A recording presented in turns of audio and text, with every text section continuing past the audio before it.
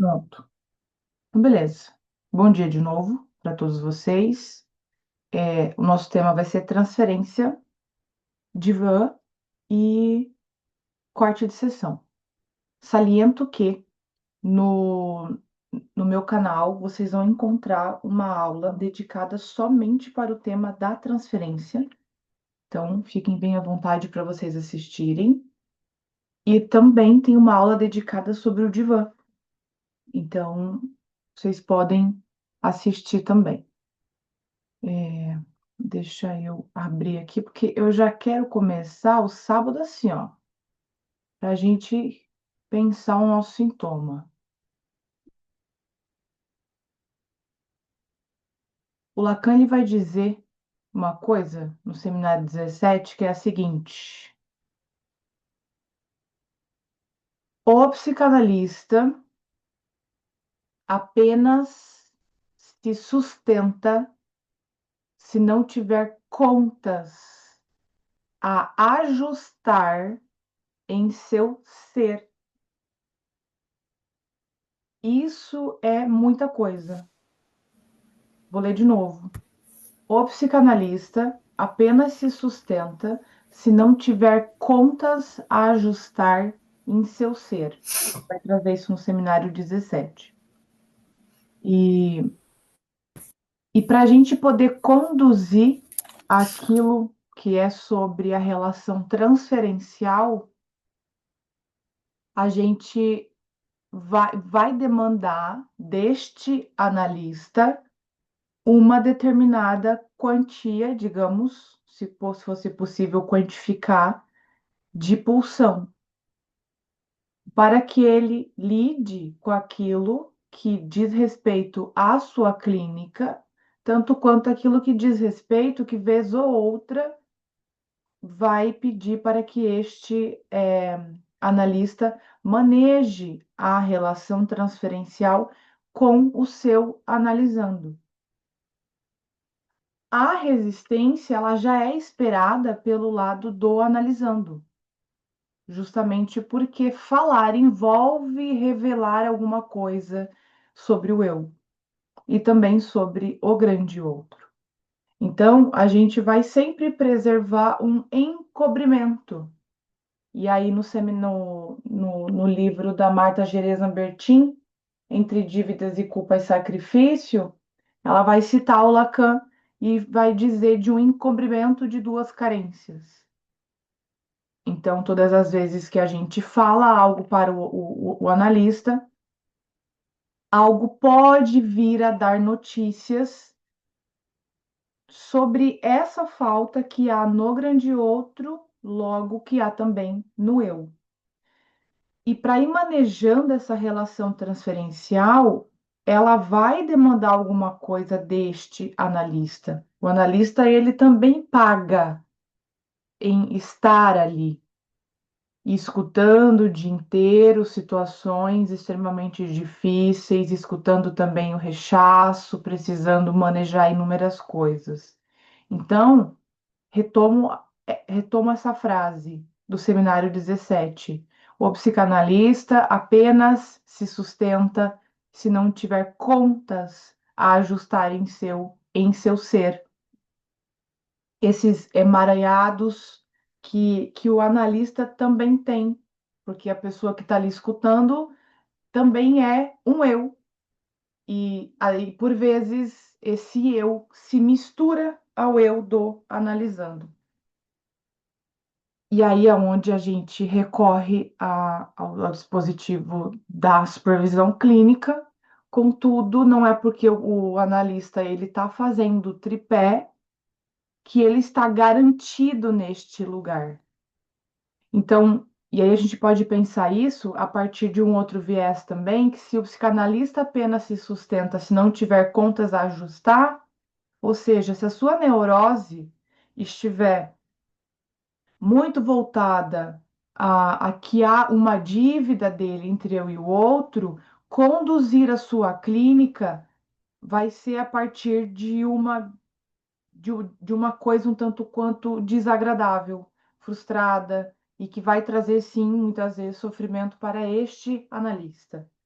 Então, a análise é extremamente necessária para o analista e, novamente, não é porque o analista cumpre com o tripé que isso é garantia de algum tipo de sucesso, alguma coisa que estaria às voltas de alguma completude.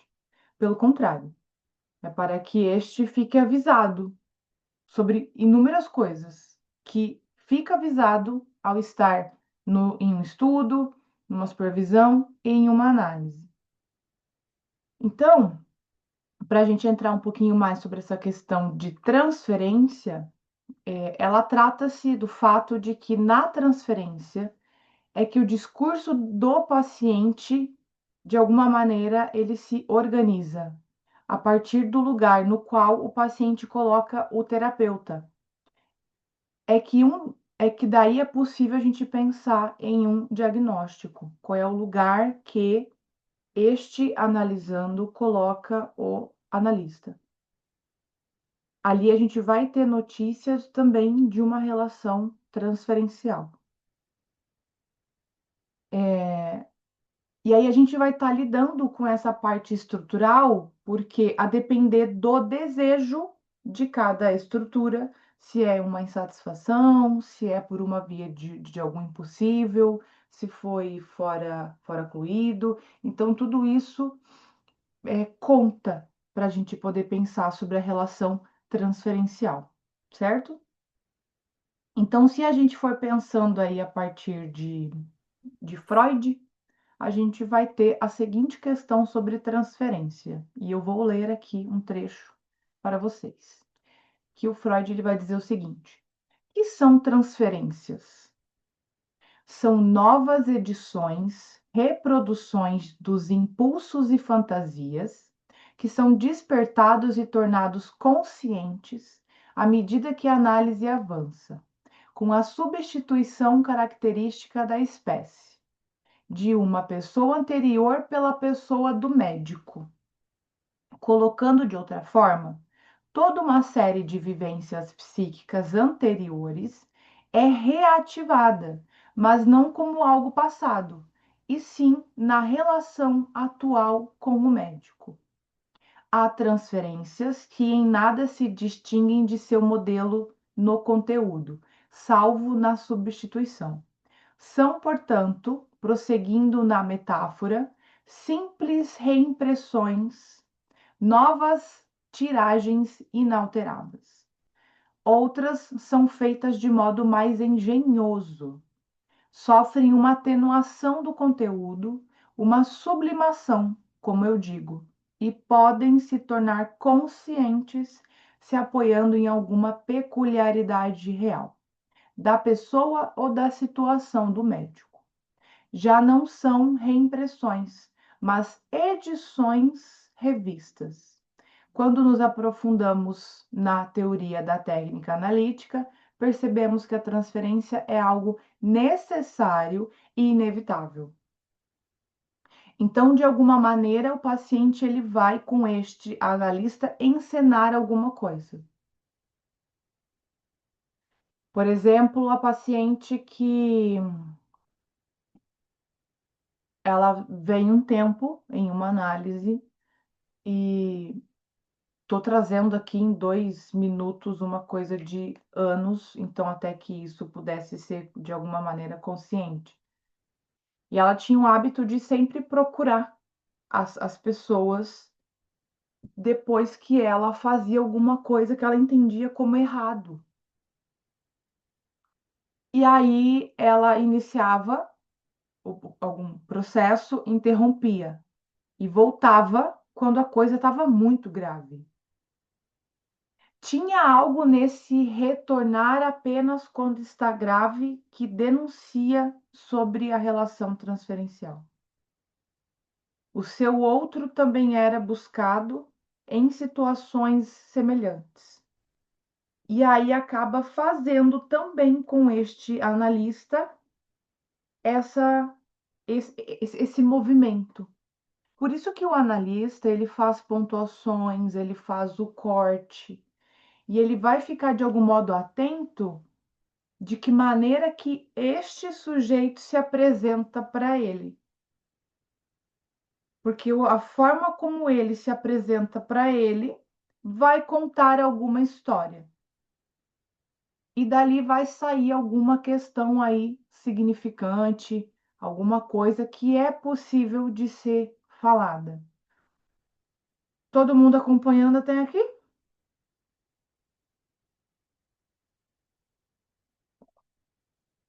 Fiquem à vontade para vocês erguerem a mãozinha e participarem. Sim, então beleza. Aí olha só, mais uma citação. A transferência não passa pela facilidade, mas sim é uma ferramenta que permite, de tempos em tempos, sustentar algumas intervenções e questões difíceis de serem simbolizadas. Sem ela, não há trabalho analítico que dê conta. Contudo, a resistência também cumpre com o seu papel. Ambas caminham lado a lado. Freud vai propor que o analisando visa substituir alguém de grande valia pela figura do analista e entrelaçará o amor nessa relação. Lacan, no seminário 8 sobre a transferência, ele elabora que é uma presença um pouco mais que presença. É uma presença em ato, uma reprodução.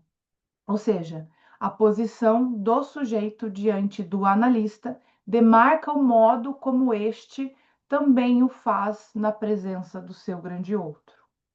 É a posição do sujeito diante daquilo que convocou e ainda convoca o seu desejo em cena. A transferência como um meio para comunicar o que ele chamou de base. A interpretação disso será sempre pela parte do analisando. Esse trechinho eu tirei do meu capítulo do livro, tá? Vocês façam um favor de adquirirem o livro. Então, agora a gente vai ver duas citações de Freud e Lacan, para a gente poder ir construindo. O Freud ele vai dizer o seguinte: continua sendo um enigma que a transferência nos apareça como a mais forte resistência ao tratamento, enquanto fora da análise temos que admiti-la como portadora de cura, como condição de bom sucesso. E o Lacan ele vai dizer: a transferência não é nada de real no sujeito senão o aparecimento num momento de estagnação da dialética analítica, dos modos permanentes pelos quais ele constitui seus objetos. Não tem um momento, às vezes, quando a gente está lá com o paciente e parece que a coisa está um pouco travada? Manejo de transferência. Só que a gente só vai manejar transferência mediante resistência. Então, por exemplo, fulana, percebo que você tem faltado bastante. O que está acontecendo? Fulano, você tem atrasado os pagamentos. O que é que está acontecendo? Você vem trocando muito de horário. O que é que houve? Enfim, exemplos práticos do nosso dia a dia que pode ter algo de resistência. O paciente esqueceu de pagar uma vez. Aguardem. Aí ele esqueceu de novo. E de novo. Parece que está fazendo sintoma. Ele vem faltando. Esqueceu. A vida está aí. Loucura acontece. Não, mas ele esqueceu de novo. Será que está fazendo sintoma disso?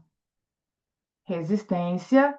O analista pontua as coisas. Isso é um corte também, que vai possibilitar dizer dessa relação.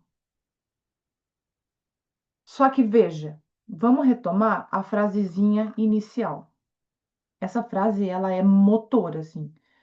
O psicanalista apenas se sustenta se não tiver contas a ajustar em seu ser. Não é muito simples, algumas vezes, e para alguns, o ter que ir e falar com o paciente de que ele não fez o pagamento, de que ele está faltando, ou talvez aquele paciente que ele é um pouco mais ríspido e a gente ter que convidar ele a dizer deste lugar, porque é que as únicas palavras que você encontra para estar direcionando aqui são essas.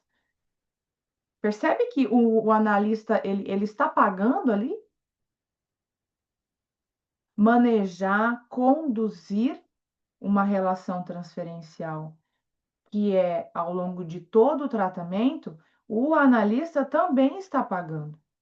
Agora, se ele tiver contas a ajustar em seu ser, ele sempre vai ter sujeitinho também, como outro qualquer, vai ter o seu outro, ele vai ter a sua análise, a sua vida, as suas questões.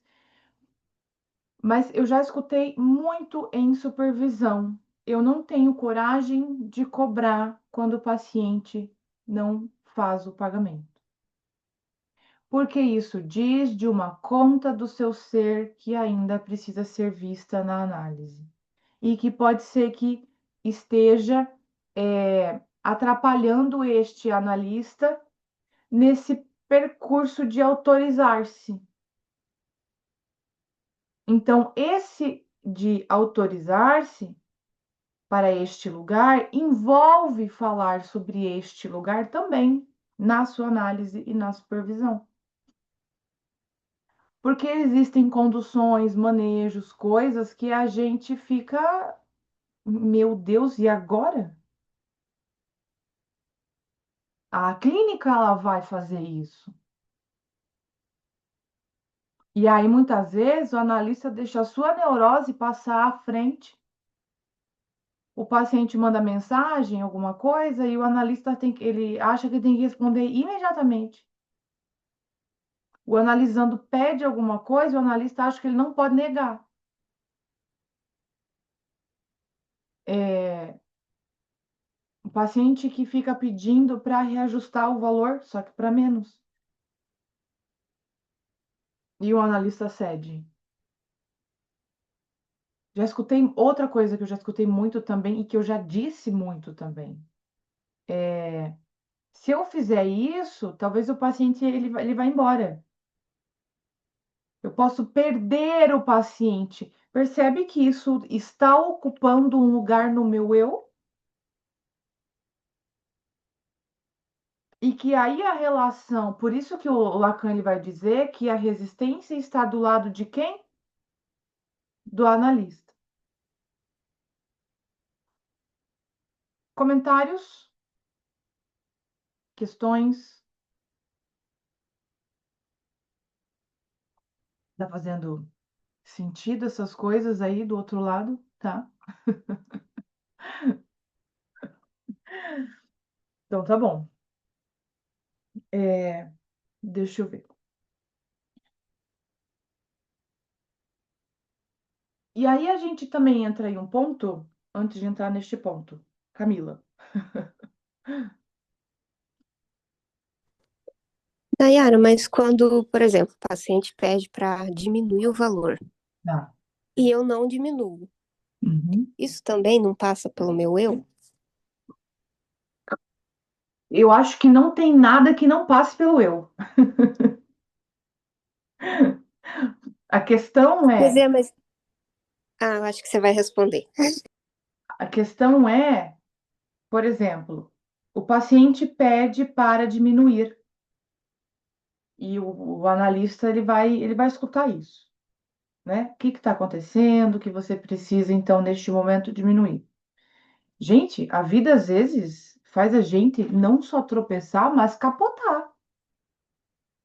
E talvez o analista ele vai poder, de alguma forma, diminuir o valor, porque existe uma coisa da realidade que conta nisso também, que o analista vai escutar isso. Não, mas toda hora ele pede para ficar diminuindo o valor e ele já vem fazendo indiretamente quinzenal uma coisa que a gente combinou que seria semanal. Então, é, se a gente percebe que está fazendo sintoma daquilo, cabe uma certa recusa. Então, tentando responder, Camila, a gente precisa fazer uma certa construção de por onde está caminhando o discurso desse sujeito, em um sentido de, tá, a partir do que você pede, isso está às voltas de algo, de uma demanda, e que este analista não é interessante que ele atenda a essa demanda. Algumas demandas o analista atende, muitas vezes sem ele ter ao menos percebido. Então, o paciente ele está fazendo sintoma disso. Aí a gente pensa em, não, olha, realmente eu não tenho como diminuir o valor, vai passar pelo eu. O que é que não passa pelo eu? Mesmo que a gente esteja em supervisão, mesmo que a gente esteja em análise e estudando, o que é que não passa pelo eu? Então, o risco está se o analista ele está fazendo da sua clínica um objeto de gozo onde o que prevalece é a sua neurose. Então, uma clínica rígida é um certo alerta. Agora, uma clínica que tem os seus critérios e opera porque percebeu que é por aqui que funciona para o analista e ele quer preservar esse modo, é eu também. Porque também preserva este analista. A gente está lidando com pessoas que têm inúmeras demandas, inúmeras questões. O analista precisa também ter os seus critérios de o que funciona para ele na sua clínica e o que é que não funciona. O que ele está disposto a colocar ali em operação, sabendo que sempre vai ter algo que pode ter de uma consequência de perder algo, ele vai fazer escolhas. Assim como uma dose de alienação ela é interessante, assim como o gozo ele é interessante, também é interessante que o analista saiba como ele funciona com a sua própria clínica. E, novamente, é o caso a caso. Mas não só essa questão do caso a caso, a gente poder pensar numa certa flexibilidade, mas daquilo que o analista, de alguma maneira, caminhou e percebe o que funciona para ele e o que não funciona para ele. O analista também tem que estar minimamente confortável para ele poder fazer alguma operação, alguma escuta clínica. Então, o que é que não passa pelo eu? Camila, não sei se ajuda a pensar, a responder o que você perguntou. Ajudou bastante, Nayara. Obrigada. Então, beleza. Os demais, querem comentar alguma coisa? É isso? Então tá. A gente também tem um tópicozinho interessante, pensando nessa questão sobre clínica e transferência. Às vezes a gente escuta muitas coisas do tipo, se você faz isso, você não é analista. E a gente talvez tenha poucas coisas ou nada, sei lá, sobre o que é então. Se eu faço, portanto, eu sou. Porque até é sobre o tripé, né? Se você cumpre, não quer dizer que você é analista. Então, assim, parece uma certa corda bamba. E acho importante a gente ter esse entendimento em um sentido dessa rigidez de, por exemplo, analista, ele não faz isso. Então, o analista, ele não insiste para que o paciente volte, ele não faz, sabe? Parece que isso dá uma certa distância, um tanto quanto fria, e às vezes o analista ele vai precisar fazer uma certa funçãozinha de grande outro justamente ajudando este sujeito, às vezes, a falar. Tem paciente, muitas vezes, que ele é mais silencioso, que ele vem e ele entrega apenas o corpo, o corpo biológico, ele entrega muitas vezes a sua presença, mas às vezes o analista ele vai precisar de alguma maneira, minimamente, pegar na mão, dizer, venha, fale. Isso pode acontecer.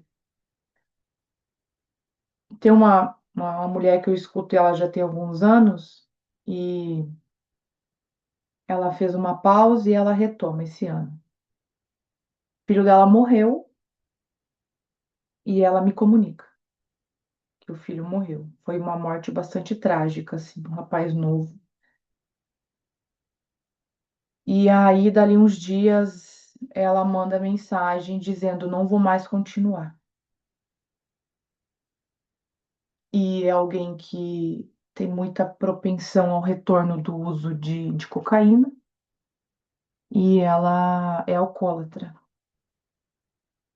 Eu digo para ela que, ok, né? Quando ela quiser retomar, ela retoma. E dali 3 semanas eu mando mensagem para ela.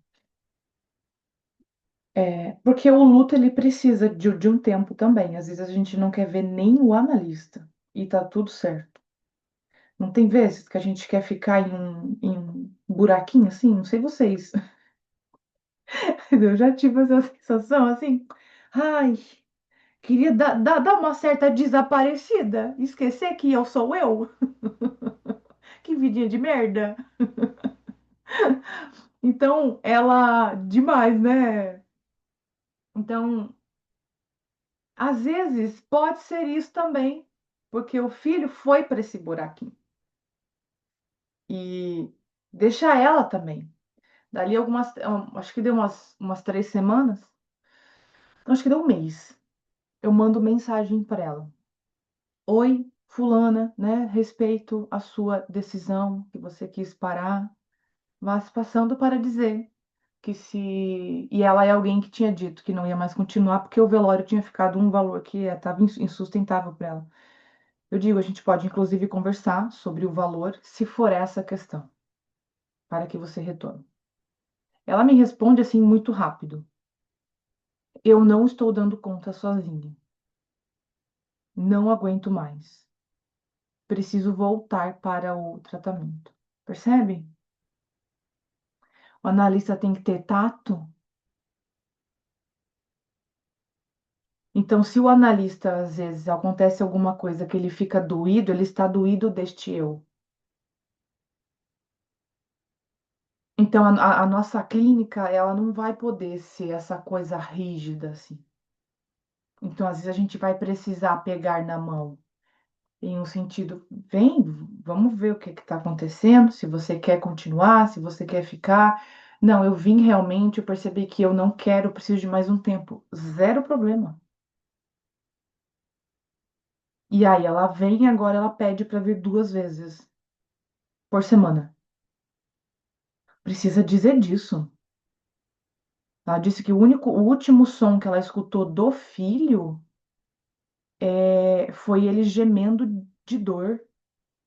Você imagina o quanto isso não deve estar ecoando ali. Que coisa horrorosa, entendeu? E aí aí tem uma coisa, a gente vai fazer isso com todos os pacientes. Se o analista faz isso e reforça de alguma forma a alienação, narcisismo, algum gozo ali que né, não é muito interessante assim, aí a gente não faz. Por isso que é caso a caso, é um a um, é a partir do significante daquele analisando também. Desirê.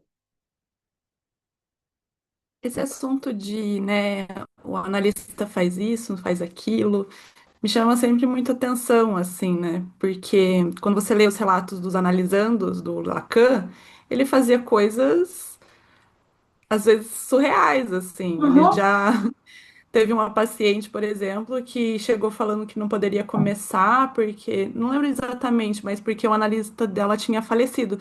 E ele levou ela no velório do analista dela.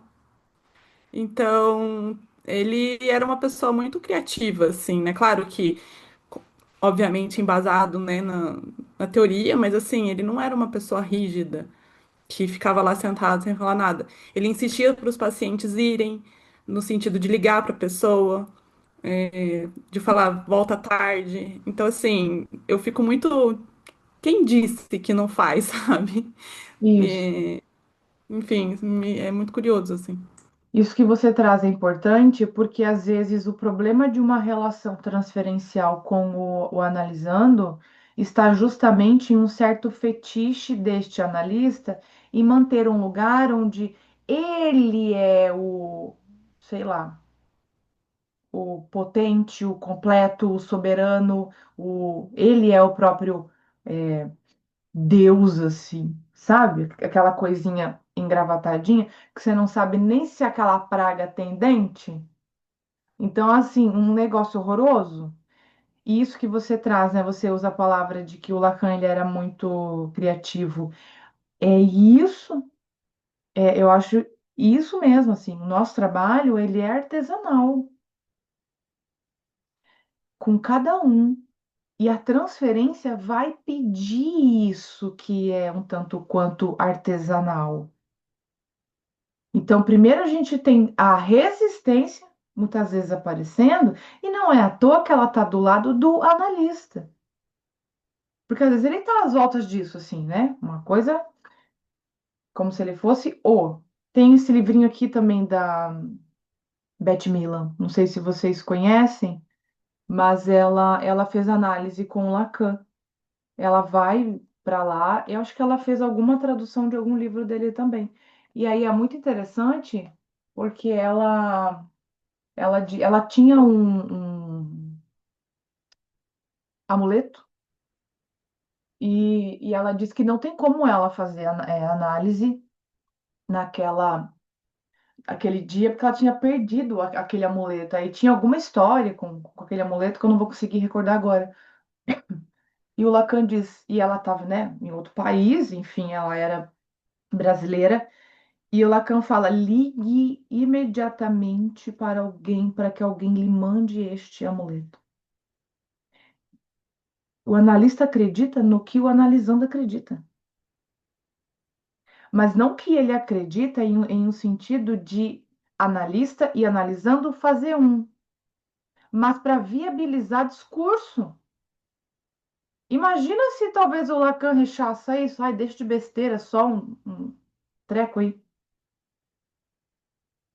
Ou se ele talvez convide ela a falar disso, mesmo não tendo. Às vezes a gente precisa ter um pouquinho para poder falar. Aí, isso de algum modo não é atender demanda, mas a galera malha o pau, né? Desirê. Não, e esse caso aí da Beth Milan eu acho muito interessante porque ele não falou para ela comprar um amuleto na França, porque ele sabia que era de Umbanda, eu acho que era. Era brasileiro, assim, era de uma religião de matriz africana. Então ele não falou assim, ah, compra um aqui. Não, liga alguém lá para te mandar um amuleto de lá. Porque ele sabia dessa relação dela, né, com o Brasil, essa coisa do Brasil-França para ela era bem forte, assim. Uhum. Então, é uma sensibilidade que eu acho curiosa. Sim, e eu acho bonito também, viu? Essa coisa de uma certa, né? Um pouco mais sensível. E aí é onde entra o ponto sobre o corte, porque essa coisa que ficou um tanto quanto espalhada de um corte, na verdade é selvageria. O corte, ele de alguma maneira, ele vai interromper alguma coisa extremamente interpretativa. O paciente está lá falando algo, nossa, ele tem certeza absoluta daquilo. E aí o analista talvez venha ali e opere um corte, muitas vezes por uma pergunta por uma dúvida de algo. Ali já é um corte. Não é mandar o paciente no primeiro ato falho que ele faz em 10 minutos de sessão, mandar ele embora. Isso é selvageria. O corte é outra coisa. Então, o corte abre para a possibilidade de um outro discurso, de um outro entendimento sobre aquilo que o sujeito está dizendo. É como se fosse, a partir do corte, apresentar uma outra faceta do mesmo discurso, tá? Então, e aí o Lacan ele vai dizer uma coisa no seminário 5. Ele vai dizer assim: o bom cozinheiro sabe fazer um corte certo nas articulações. Então, é um pouco o que a gente precisa também. E é interessante porque ele usa articulações, né? Não tem momentos que às vezes o paciente ele está lá dizendo alguma coisa e ele usa uma palavrinha para aquela mesma cena. Aí ele está lá falando, tá, tá, tá, tá, tá, tá, tá, tá, tá, e essa palavra volta num outro contexto, numa outra cena. Quando você pega isso e joga para que o paciente abra o discurso e diga disso, olha, nessa cena você usa essa palavra e nessa também. É um corte. Só que a gente tem uma coisa fetichizada, assim, um tanto quanto mirabolante, de que o corte é um negócio lacrador para você apresentar em algum congresso. Olha aqui, ó. Olha aqui, ó. O que que eu fiz? Isso aqui fui eu que fiz. E isso também diz respeito a uma conta deste ser do analista que ele precisa ajustar. Como se o caso fosse dar certo se o analista ocupar este lugar. De alguma forma, a gente ainda não sabe o que é o que é ser um analista. Aí a gente pega uma questão tanto quanto histórica. O Freud, ele tinha um certo hábitozinho de peitar mesmo, assim, se alguém viesse com alguma crítica sobre a sua produção. Ele vem de um lugar que é da medicina. Esse lugar, ele é posto como grande outro. Então, essa função que a gente ocupa, ela colhe os frutos daquilo que foi de uma origem. Lacan também era médico. Então, a gente vai pisar também nesta área. E aí a gente precisa levar isso em conta na hora de estar operando o corte. Não sei se eu trouxe isso aqui em algum momento, mas o primeiro analista que eu fui, acho que eu fiquei 3 meses só com ele. Eu faço um ato falho e ele manda embora. Não tinha dado 15 minutos de sessão. Rapaz do céu, mas eu fiquei tão perturbada, juro. E eu fazia análise com ele no 18º andar. Eu não achei a saída deste prédio. Eu fiquei tão zonza. Aí, olha só como o analista tem que ter uma certa sensibilidade. Porque quando ele. Nossa, o menino era ninja. Ninja. Quando eu faço o ato falho, ele. Eu nem tinha entendido o que ele tinha perguntado. Perguntado não, né? Ele apenas pontua, levanta, abre a porta enquanto eu tô sentada. Um negócio tipo assim. Vup. Aí eu fico sentada, eu cruzo os braços. Eu falo, eu não vou sair daqui. Eu preciso falar disso. Eu não vou sair daqui. Histérica. Não me deixe negativada. E aí foi um ato falho, assim. Gente, não é porque é ato falho que tu manda o paciente embora. Escuta aquilo. Você quer pontuar? Pontua, mas você não vai ser menos analista ou mais analista porque você percebeu um ato falho, você jogou o ato falho. Então, e ele sustentou aquela decisão, mesmo eu dizendo para ele, eu não tenho condição de sair agora. Ele fica em pé com a porta aberta e me manda embora. E 18º andar, minha filha, pra eu achar saída daquela merda, eu tive que pedir ajuda. Então, aí na outra sessão eu volto, critico ele e digo, não volto mais. Tá errado o que você fez. Isso não era falar com ele sobre a parte teórica, é falar sobre a parte humana. Não faça merda. Eu fui lá para dizer, eu não volto mais, o que você fez foi desumano, eu precisava falar mais disso. Você se precipitou, aí eu levantei e fui embora. Ai, mas é que deu para fazer isso num contexto. Sei lá, você está há 7 anos escutando esta criatura? Aí pode talvez cogitar. Talvez. Se for, dependendo do que for o contexto, se naquela época eu tivesse ideação suicida, 18º andar. Olha que beleza. Era certeiro. A função do analista, ela também pode interromper um ato do paciente via relação transferencial.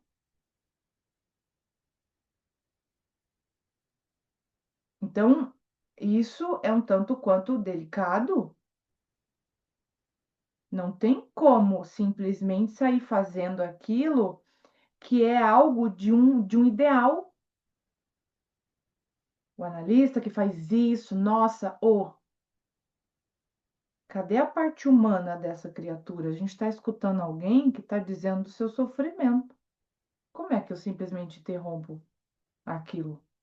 Às vezes a pessoa faz um ato falho, você pontua, ela traz alguma coisa que é extremamente sofrida, ela precisa ficar ali para dar uma definição, porque quando ela dá uma definição, ela está convocando o imaginário, está tentando simbolizar aquilo para minimamente ela ter condições de voltar para casa. Então, não é simplesmente deixar para que o sujeito pense sobre aquilo, numa ideia de que o corte, então, seria aquilo, para que o paciente não fique ali tentando colocar imaginário, imaginário, imaginário e perca a possibilidade de abrir um discurso a partir de uma outra perspectiva. Às vezes, o que precisa é de imaginário. Então, veja como o analista tem que ter este tato também. Isso é sério. Comentários?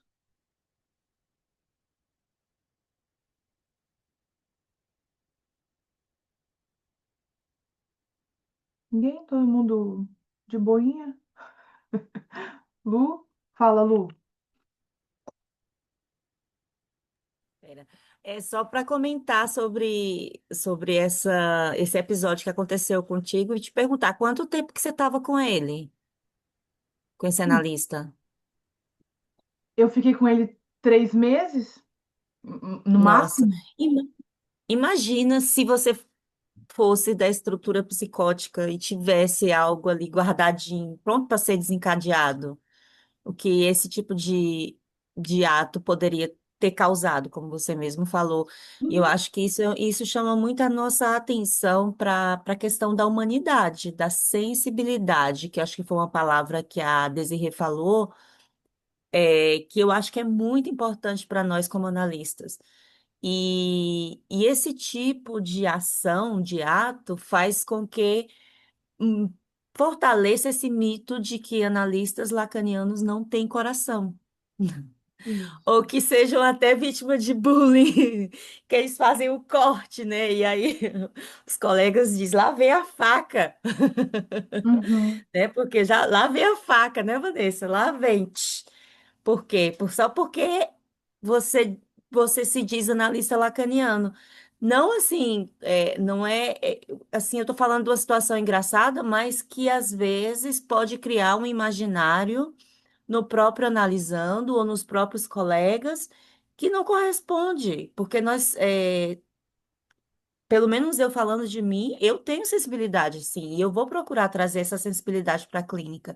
E eu acho que é muito importante, cada caso é um caso. Vai ter um analisando que pode ser que a gente precise ali puxar, carregar com a mão em alguma situação, não sempre, né? E vai ter aquele outro que a gente vai precisar dizer não também, porque aquilo vai ser construtivo para ele. Então, eu acho que cada caso é um caso, eu acho que o tripé é essencial, como você até falou, e eu acho que é o mínimo, o tripé é o mínimo, mas ele não nos tira da condição de eu, porque a cada momento o eu está lá, está presente. E por mais que a gente esteja no papel de analista, esse eu, ele dá notícias através das emoções, através das reações, que a gente procura modular ali na análise. Mas às vezes, quando a gente termina uma sessão, a gente reflete sobre, e é atravessado por isso, e é por isso que a gente é incentivado a levar isso para análise quando nos toca.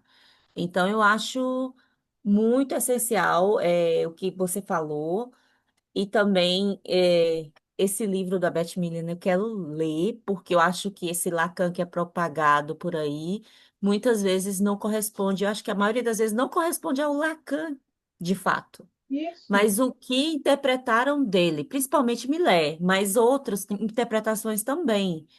Então, eu acho que é um livro necessário para nós que estudamos Lacan e até para quem não estuda Lacan, mas às vezes se vale da técnica do corte ou da interpretação do inconsciente através de Lacan. Eu acho que é importante, sim, para desmistificar. Só isso que eu queria acrescentar. E muito Obrigada. obrigada. Obrigada. É, é interessante porque, assim, essa coisa, né? A gente estuda a mente humana. E aí, às vezes, o analista, ou sei lá, seja jornalista, um psicólogo, ocupa esse lugar de eu sei sobre você mais do que você mesmo. Então, e coloca à frente, e mantém aquele analisando como objeto e não como sujeito. É via relação transferencial que um sujeito pode vir e falar sobre a sua alienação. Porque o analista ele vai se abster deste saber, ele é suposto. Quem é que sabe sobre alguma coisa é o próprio analisando. Então a gente escuta o analisando e aí a partir do que ele diz a gente pensa teoricamente. Porque se a gente só pega teoria e joga naquele sujeito, ratinho, né? Eu estou querendo validar de alguma maneira a minha teoria. Então, por isso que aí um ponto importante também, supervisão clínica em um sentido de construir juntos algo possível para aquela condução. Ah, mas a gente chega lá e o paciente ele não foi muito por essa linha. Vai pela linha do paciente, não vai pela linha de sei lá quem. Aí a gente repensa, teoricamente, a partir da palavra do analisando. A ciência só avança, a pesquisa só avança, a teoria só avança porque tem o não saber. E se quer saber. Deixa eu ver o chat ali, o que vocês estão falando. Ato perverso do analista. Exato, né? E se o analista está estruturado, talvez, em alguma perversão? Olha o perigo disso. Deixa eu ver. Vanessa, quer falar? Ô, Nayara, quando eu falei ato perverso, eu não estou falando exatamente da estrutura perversa, mas estou falando da Sim. perversidade do ser humano. Uhum. E todo Isso, mundo tem um pouquinho de perversidade. E aí volta no início que você disse, se você não desfaz seu emaranhado na análise, fica meio complicado. isso, exato, exatamente. Porque assim, um atozinho perverso, o que que é isso? É quando você olha para o outro, desumaniza ele, faz dele o seu objeto para desmentir a sua castração. A gente tem aí algo estrutural. Mas a gente também tem esses fenômenos perversos que estão em cada estrutura clínica. E se a gente se serve dela e faz do outro o meu objeto para que ambos gozem juntos, complicado, né? Vou dar algumas indicações de leitura acerca do que a gente está falando agora. Acho extremamente importante no livro Escritos o texto A Direção do Tratamento. Também para pensar o corte, seminário 18, 15 e 5. Livro Escritos, eu indico vocês lerem ele de cabo a rabo, assim, porque é um livro muito bom. Deixa eu ver o que mais que eu tenho aqui para vocês. Tem um momento também da análise que é uma escansão. É quando, e aí esse termo ele é bem interessante porque ele é algo musical, musical e poético. Então essa escansão, Vitória, seminário 18, 15 e 5. E também o livro Escritos, o texto, a direção do tratamento. Essa escansão, ela vai explorar uma fala para dar um outro ritmo. E a gente encontra muito isso em um conceito poético e musical, que é uma espécie de técnica, talvez, se eu posso usar esse nome, para que se explore algo daquilo que o paciente diz. Então, a gente vai ter um corte, de alguma forma, que ele vai interromper aquela interpretação, e a escansão também ela não deixa de ser um corte. Mas às vezes o paciente está lá falando alguma coisa e a gente precisa, de alguma maneira, aprofundar aquilo. Então, quando o paciente ele diz algo, o analista ele não entende o que o paciente está dizendo. Se o analista entende, não tem sujeito falando. Então, por exemplo, sei lá, eu quero descobrir algumas coisas de algo que está me incomodando. E aí o paciente pula para um outro assunto. Eu quero descobrir algumas coisas de algo que está incomodando. O que que isso disse? Não disse nada. Que coisas que você quer descobrir? O que é que está incomodando? Aprofundem a cena. O que que é isso que você está dizendo? Ou quando o paciente, às vezes, por uma via de alguma identificação, ele diz algo tipo assim,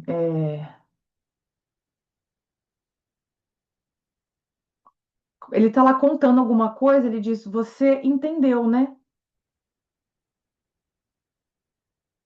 Vocês não precisam dizer, não, uh-uh, não entendi nada.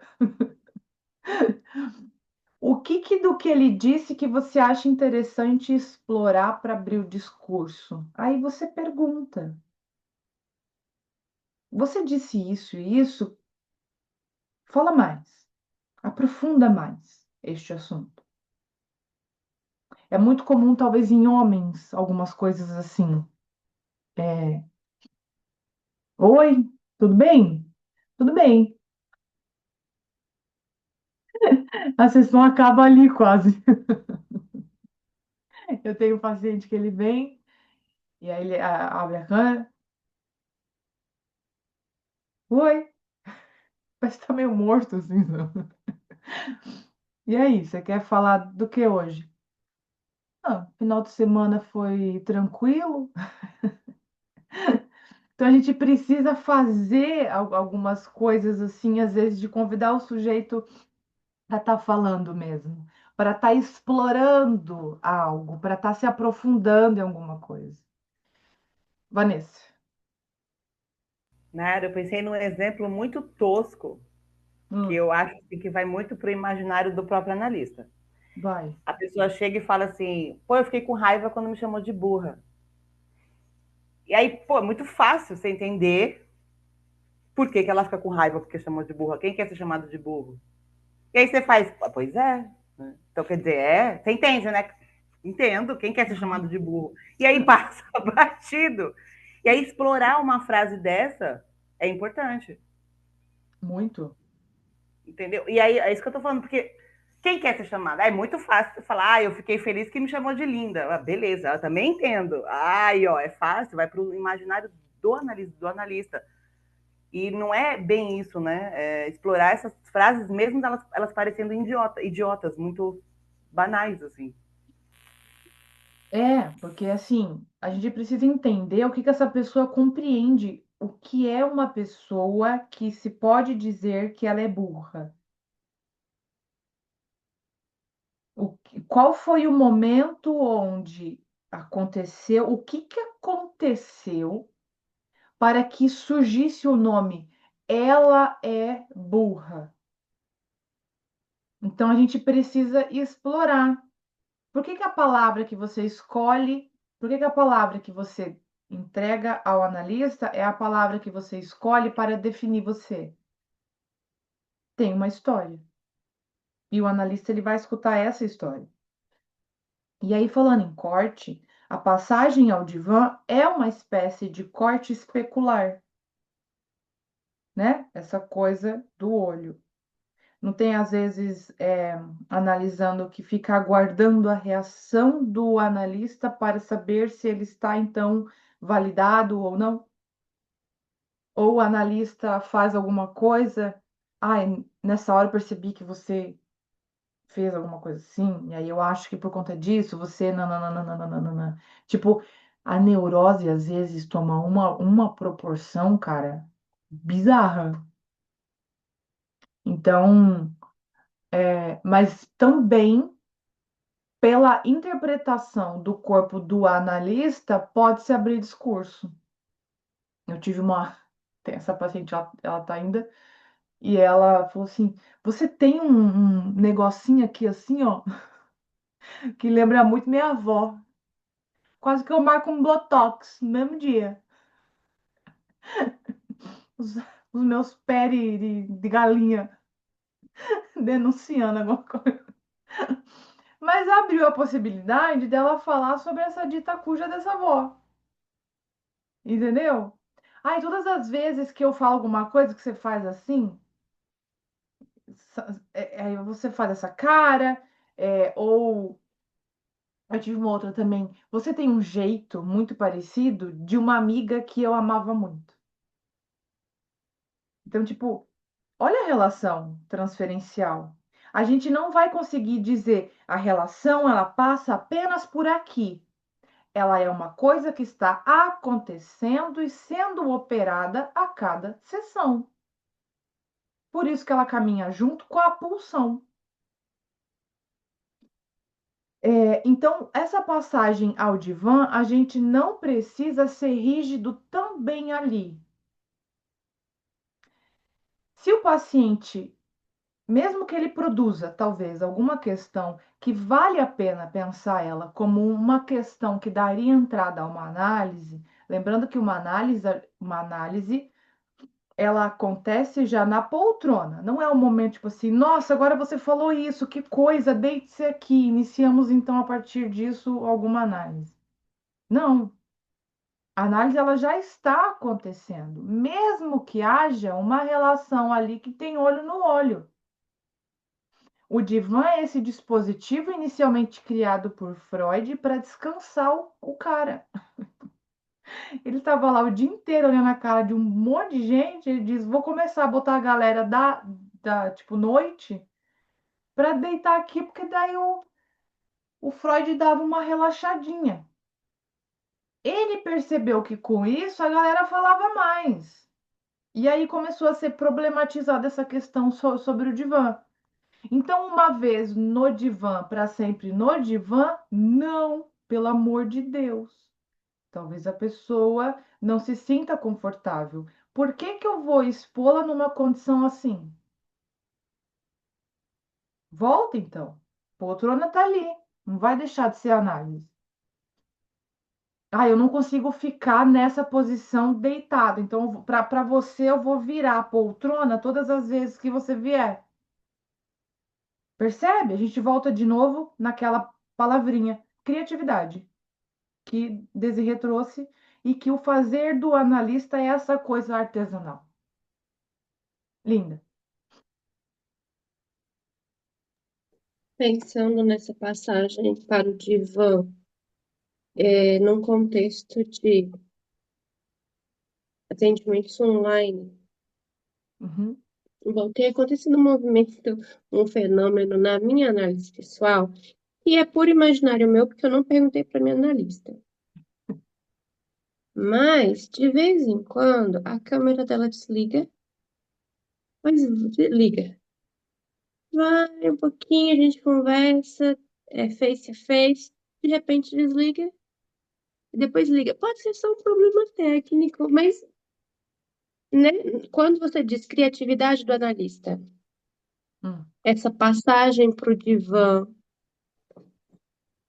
vai passar por uma criação nossa, uma invenção nossa nesse novo contexto, que não era o de Freud. O Freud não tinha como falar sobre isso, de como passar ao divã no online. Mas talvez isso seja interessante, e até a gente falar mais de como seria isso. A gente vai chegar em determinado momento para o paciente falar: o que que você acha de a gente desligar a câmera? É necessário que tenha algo para se deitar, por exemplo? O que que você acha de você deitar na sua cama?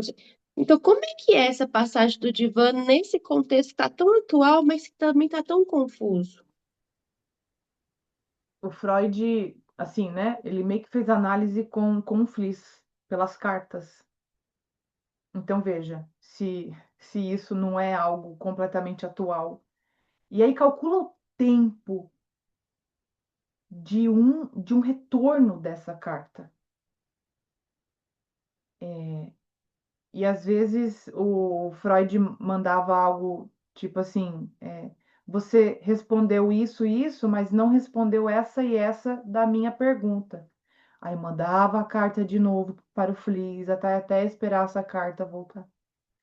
Porque o tempo é lógico, né? Ele não é um tempo cronológico. Mas pensando nessa questão, Linda, em relação aos tempos modernos, por exemplo, o paciente está lá falando alguma coisa e você percebe que ele está engajado numa análise, naquele tratamento, ele, ele, ele pergunta sobre ele mesmo, ele quer saber por que que ele faz isso, por que que isso se repetiu, ele percebe alguma coisa, ele aponta algo sobre ele e não precisa ser uma coisa uau, que pergunta sensacional. É aquela coisinha assim, opa, eu, né, percebi que isso aconteceu de novo. Aí a pessoa fala e o analista ele pode convidar. O que que você acha da próxima sessão ficarmos com as câmeras desligadas? Você tem um lugar confortável aí para você ficar deitado? Não, eu não tenho. Mas podemos fazer então em um lugar onde você não esteja deitado. Não é regra, né? A gente precisa saber também minimamente, porque às vezes a pessoa está em casa com mais gente, ela não tem como ir num quarto. A gente precisa pensar que essas questões de uma realidade atravessam o mundo online, entendeu? Eu estou aqui com vocês, mas quantos de vocês talvez já estavam comigo em supervisão, em algum grupo de estudo, que eu interrompi porque meu filho abriu a porta? Então, às vezes é isso. Então, você está neste lugar, então a gente só desliga a câmera, né? E aí eu convido você a estar falando sem a imagem e você me diz como que você fica com isso, né? Vocês podem fazer uma certa explicaçãozinha antes também. É natural que depois de um tempo, você aqui falando, a gente faça uma espécie de convite ao divã, né? Já que estamos aqui em tempos modernos, a gente apenas desliga as câmeras e fica com a voz. Fica com a voz. Isso é simbólico pra um caramba. Você vai me dizer agora de um outro lugar, sem me ver, o que vier à sua cabeça. Sem o meu corpo físico aqui, que talvez mude o que você queira me contar por uma reação minha, por um achismo deste paciente. Então, eu te convido, né, a estar no nosso próximo encontro, que você venha com a câmera desligada. Ah, daí a pessoa apareceu com a câmera ligada. Relembre ela. Olha, a gente tinha falado sobre a câmera, vamos tentar fazer com ela desligada e você, né, me diz. Ah, eu acho que não vai mudar nada. Quer que não vai mudar nada? Você esperava que ia mudar o quê? Entende? Então, assim, devolva para o paciente dizer daquilo que ele já está dizendo. Ele só precisa que você pergunte talvez alguma coisa sobre o que ele está dizendo para ir para um outro lugar. Não precisa ficar doído, o analista ficar doído. Ai, será que eu coloquei cedo demais? Ele disse que não teve grandes mudanças. Mas que mudança você queria? Pronto, deitou, um milagre aconteceu, quase alguma regressão. Eu consegui descobrir o que eu fui em 1715 na minha outra reencarnação. Não, só fique ali confortávelzinho, vamos ver o que acontece. Então, o analista precisa esperar o tempo deste efeito também. Eu já tive um momento que o paciente ele trouxe um ponto interessante, que era sobre ele, que ele tinha percebido. Eu falei assim: o que é que você acha de me contar isso com a câmera desligada? Ah, beleza. Aí a gente desligou e a coisa foi. Então, o autorizar-se para este lugar de uma função de analista também é sobre isso. De você poder inventar ali alguma coisa. Linda, te ajuda a pensar? Beleza. Vanessa.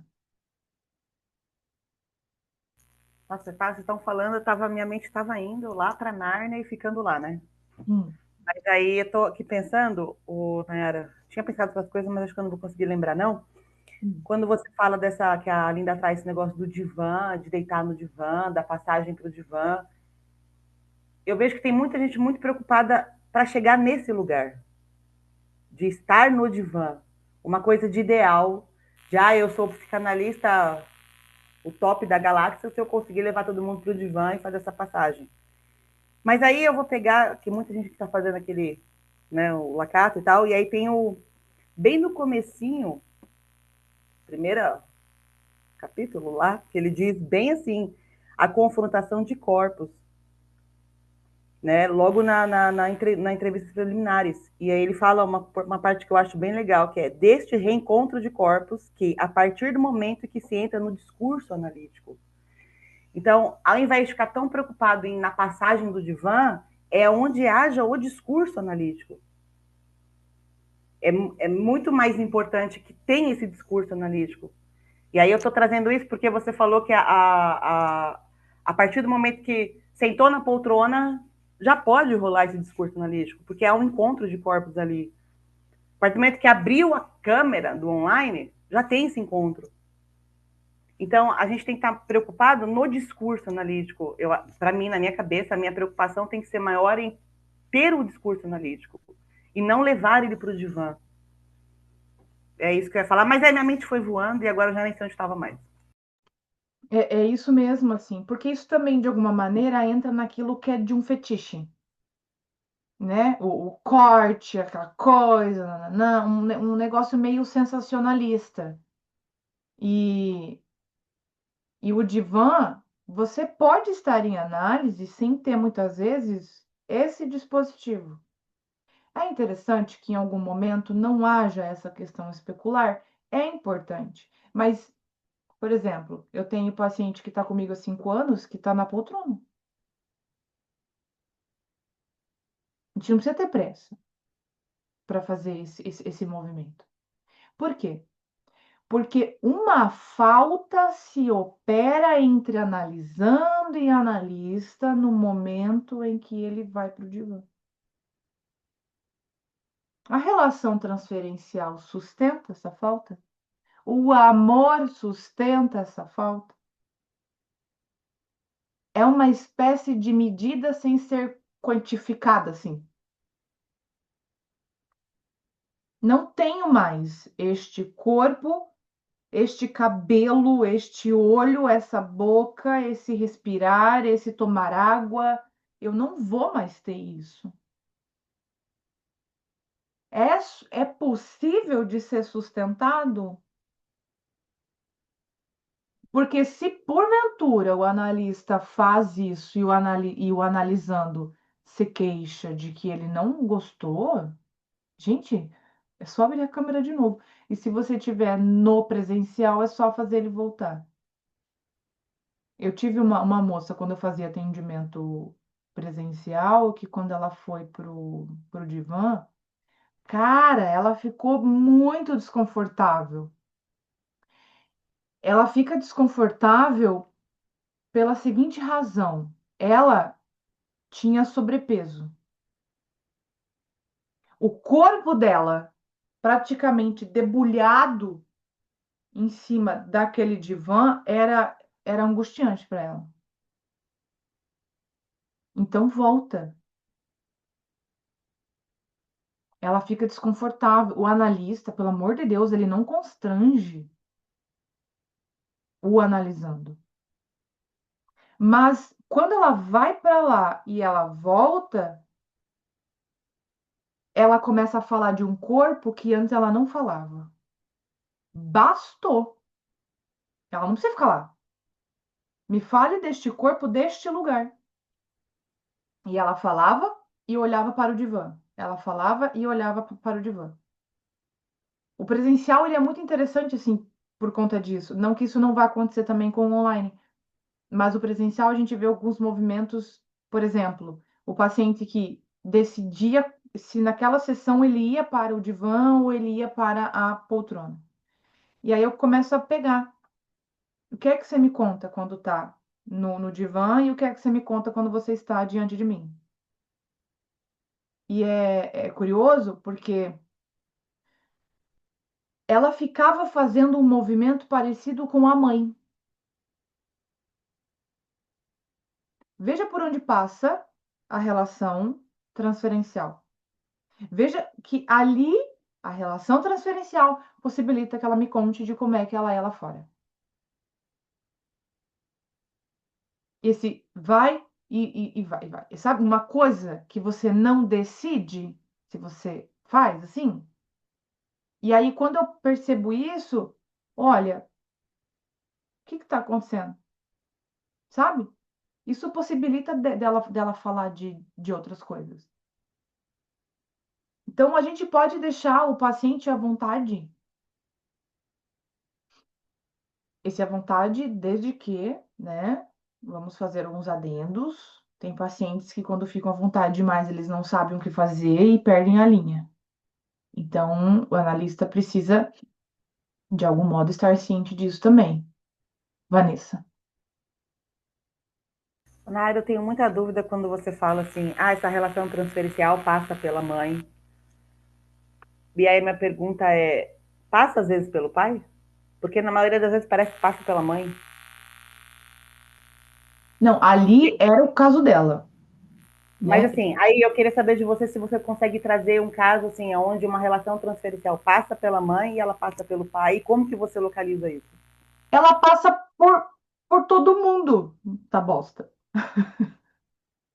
Não é uma coisa exclusiva.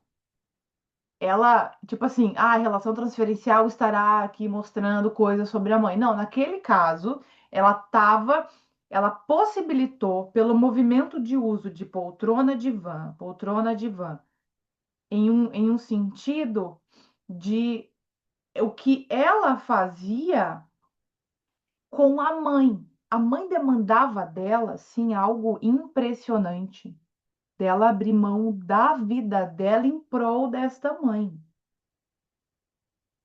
E aí é onde eu vou caminhando com ela, a gente já tinha um tempo, a transferência ela estava acontecendo, e eu digo para ela: olha, você precisa também decidir entre poltrona e divã. Você pode ir para o divã e você pode decidir ficar na poltrona, mas precisa escolher algum lugar. Você pode também ir para um lugar levando algo do lugar anterior. Mas será que em todos os lugares a gente pode ficar voltando? Aí ela escolhe o divã e leva uma almofada da poltrona para o divã. E aí é onde ela começa, em ato, operar com a mãe. A gente só sabe o efeito disso depois. Então, a relação transferencial não é porque ela estava falando da mãe que ela não está me dizendo de uma inscrição paterna. Cadê a inscrição paterna ali, um tanto quanto frouxa, que não aplaca o desejo voraz da mãe de comer o filho? O analista vai, então, operar em alguma medida ali, sendo esse objeto A, fazendo este semblante em um sentido de, olha, alguns momentos na vida a gente tem que se posicionar. Você vai ficar na poltrona ou vai ficar no divã? Antes disso, foi trabalhado o quê? O que ela consegue falar estando na poltrona e o que ela fala quando ela está no divã. Tem que demarcar a posição subjetiva primeiro. Para fazer sentido isso, de olha, então você precisa escolher. E aí ela vai para o divã e carrega algo de um outro lugar. É isso. Cada lugarzinho que a gente vai, a gente carrega coisas de um outro lugar, de um lugar primitivo. Não quer dizer que você não pode usar o que você tinha lá, o que você viveu lá. Você não vai deixar, mas você vai mudar o seu posicionamento diante de algumas coisas. Uma análise, ela vai convocar isso. Há uma posição deste sujeito diante da vida. Como é que você opera?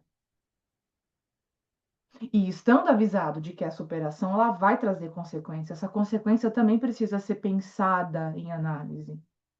É que todas as vezes que eu digo não para minha mãe, ela fica deprimida. Mas sua mãe, ela sempre foi deprimida, muito antes, talvez, de você existir. É muito trágico quando uma mãe deposita no filho ser ele o responsável pela sua felicidade. Uma mãe, um pai precisa ter uma vidinha um pouco mais interessante para além desta criança. A criança não pode ser a única. É muita sobrecarga para um filho ele ser responsável e manter uma mãe feliz. Percebe isso? Que coisa horrorosa? Vanessa, te ajuda a pensar alguma coisa? Me ajuda a pensar e me leva também a uma fala que você disse nas suas leituras de, sei lá, se foi na terça ou na quinta, sobre a cena que me causa algo e me liga a um significante. Sempre há uma cena. Acho que por isso que você fala, não sei, estou pensando aqui, mas por isso que você fala que a transferência ela é em tudo. Sempre vai ter uma cena em algum lugar com alguém, seja lá o que for, que vai me ligar a um significante. Ou não? Essa transferência acontece diante deste analista, a qual eu deposito nele um saber sobre mim, e isso viabiliza o discurso. Mas um sujeito pode surgir quando o analista sabe que ele não sabe.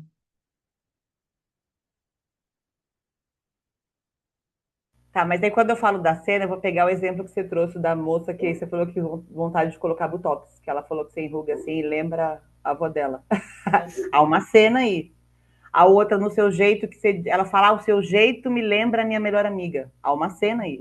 Isso tem sim. Tem uma cena, a gente pega coisinhas avulsas, né? É o friso aqui, é um jeito, coisas avulsas que não são aleatórias, que têm um enredo. E o analista quer saber desse enredo. E quando este analisando também quer saber do seu próprio enredo e produz alguma questão sobre isso, a gente pode convidar o divã. Não tenham pressa para isso. Uma análise acontece também de uma poltrona. Saibam usar o divã em um sentido desse mesmo, assim, um tanto quanto humano, porque às vezes pode acontecer como essa mulher que tinha o sobrepeso e ficava extremamente constrangida ali. Você se deita para um outro ficar atrás. Isso também é um pouco sexual, porque se um corpo nu é um corpo sem nome, que está para o outro nomeá-lo, você estar ali deitado, você fica. É uma posição de uma intimidade. Tem gente que não vai ficar confortável com isso. Então, sei lá, você vira a poltrona, se for no presencial.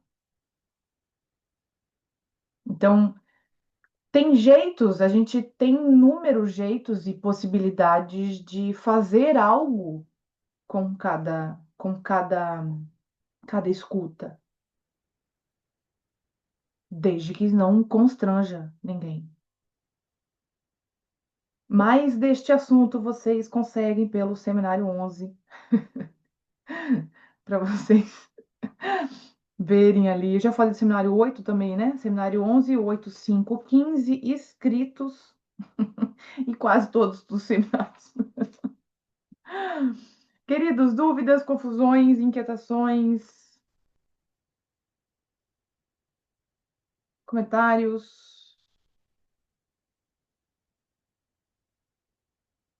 Vanessa. Eu quero fazer um comentário que vai para meu mural de anotações aqui, duas frases que você disse, que eu Não, achei excelente. Falar envolve revelar algo sobre o eu e o outro e encobre duas carências. não fui eu, foi o Lacan. Por favor, Não coloque importa, isso mas você aí. trouxe aqui, eu achei fantástico. Eu vou colocar Nayara 2025, Ah, versão obrigada. atualizada. Plagiando.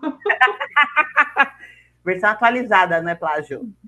E corpo nu é um corpo sem nome para um outro nomeá-lo. Isso aí eu amo muito essa frase. Eu gostei bastante. É, porque quando a gente nasce nu, né? A gente nasce peladão lá.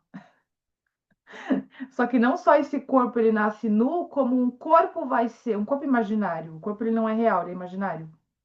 E o Lacan ele não está falando do corpo biológico, ele está falando sempre de um corpo imaginário.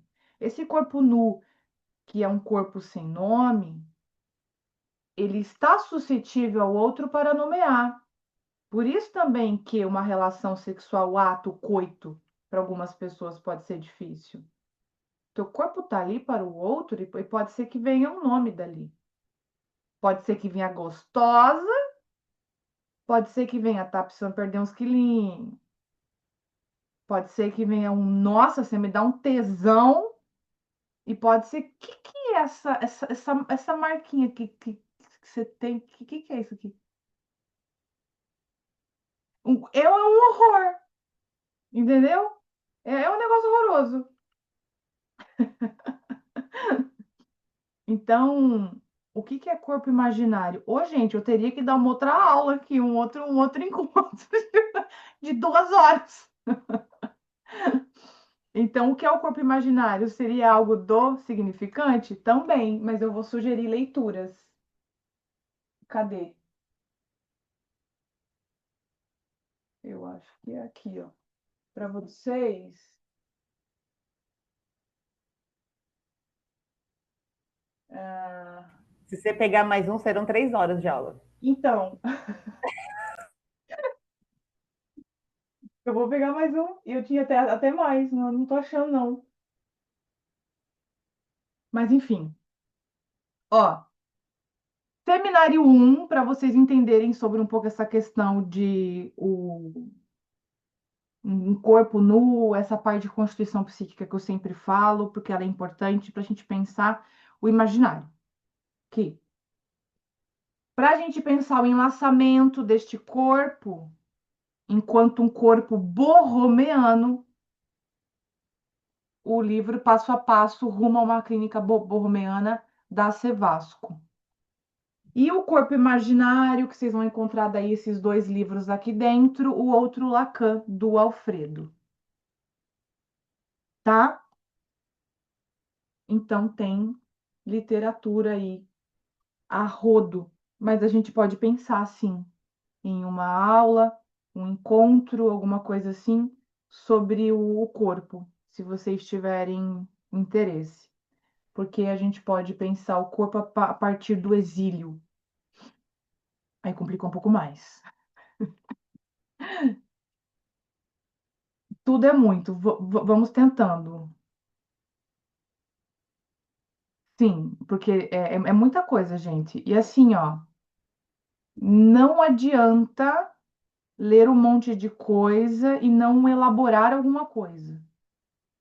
A gente precisa elaborar alguma coisa dos nossos estudos, porque senão a gente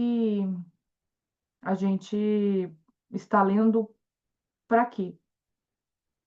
Então a gente precisa ler, sim, estudar, ok, mas também precisa elaborar algo que vai passar pelo sintoma de cada um, tá?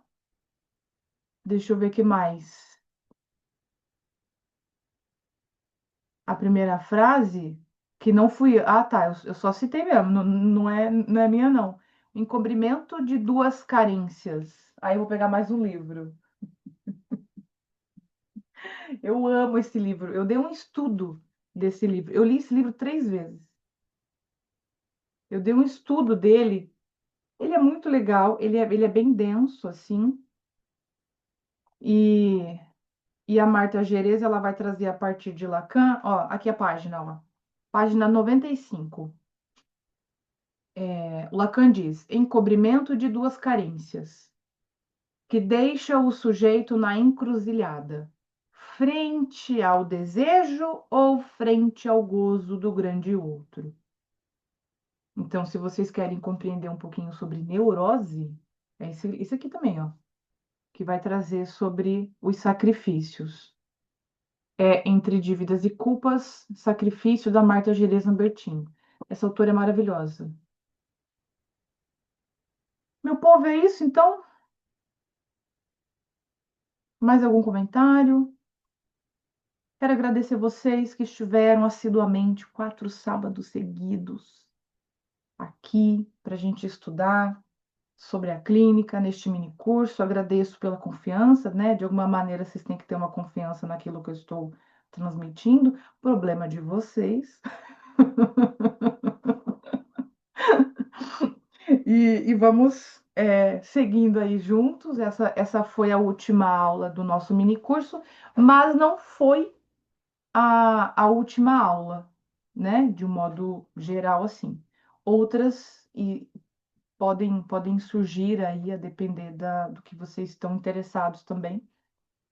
E a gente pode pensar em novos temas. E aí vocês podem mandar mensagem, podem deixar sugestões, Larissa, só cheguei no fim, mas já adorei a transmissão. Nayara, tá gravado, quero ver. Sim, linda sua transmissão. Obrigada, obrigada. Vocês encontram as outras aulas no canal do YouTube chamado Por Trás do Divã.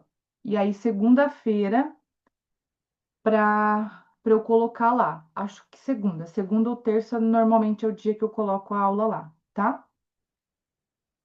Tema sugerido: o corpo imaginário. Temos a vida toda para estar contigo. Nossa Senhora! Temos mesmo. Se vocês estiverem aí, eu vou estar também, né? Uma dosezinha de alienação é boa.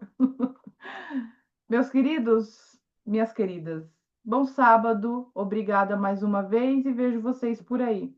Beijinho em cada um. Tchauzinho.